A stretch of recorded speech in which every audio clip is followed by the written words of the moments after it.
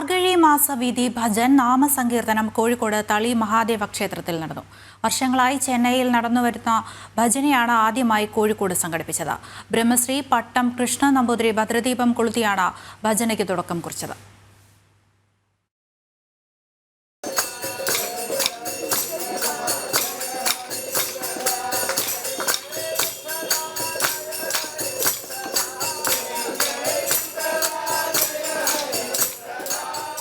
വർഷങ്ങളായി ചെന്നൈയിൽ നടന്നുവരുന്ന മാർഗഴി മാസ വീതി ഭജൻ നാമസങ്കീർത്തനം ആദ്യമായാണ് കോഴിക്കോട് നടന്നത്.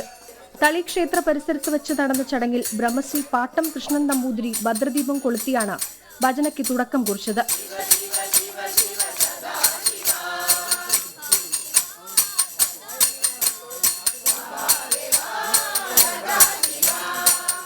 കണക്കുകൂട്ടാണ്ട് 700 കൊല്ലം മുമ്പ് തമിഴ്നാട്ടിൽ ഉണ്ടായിരുന്ന ഒരു സമ്പ്രദായ ഭജനയാണിത്.